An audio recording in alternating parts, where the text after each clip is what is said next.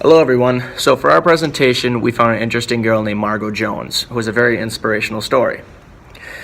Margo goes to Lakewood Middle School. Margo has lived with epilepsy all of her life. She has two different types of seizures.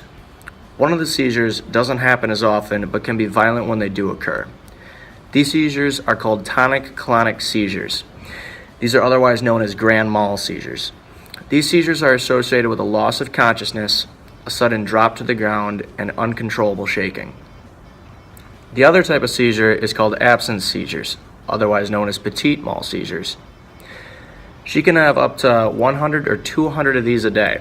They aren't as violent, but they usually present as daydreaming, loss of awareness, or blank stares. These seizures have been a part of Margo's life since she was a child, and she has learned to live with it and live a positive, happy lifestyle.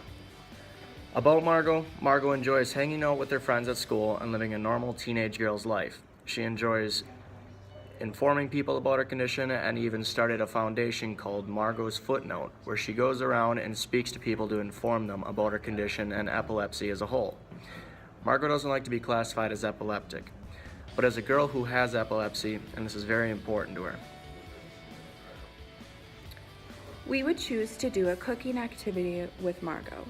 It is clear that outside of school, Margo loves spending time with her friends, which is why we would include a couple of our friends in the activity as well. We decided that macaroni and cheese is the perfect meal to make because it is simple and a common choice among teens.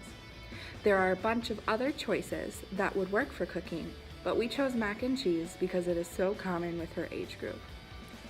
You as the parent need to assist Margo in buying the mac and cheese and having everything ready in the kitchen. This includes setting out the box of mac and cheese, the pot to cook it in, a spoon for stirring, a measuring cup, the butter, the milk, and the bowls and spoons for eating. Other than these simple steps, it is important for you to be around in case the girls need assistance. However, it is also important that you keep your distance enough that they have the feeling of freedom in their activity. It is important to take note of all the safety precautions when doing this activity.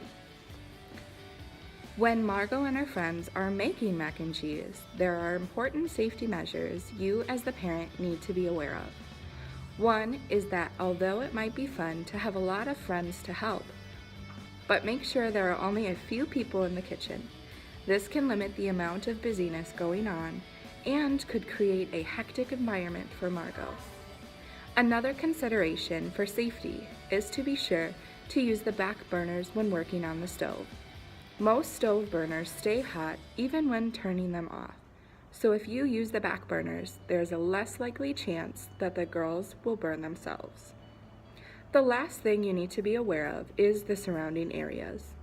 It might be ideal to have a soft covering on the edge of the countertops. This will help Margo from injuring herself if she were to fall suddenly. We hope this video will help you feel more comfortable working in the kitchen with Margo.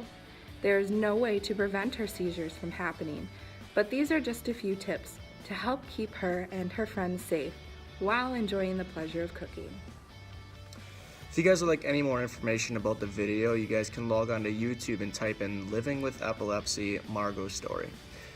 Margo goes on to talk about living with her epilepsy, how her family deals with it, and how she still maintains a healthy lifestyle at school, socially and emotionally. It's really interesting, so if you guys want to watch it, just go ahead and log on to YouTube, you can find it.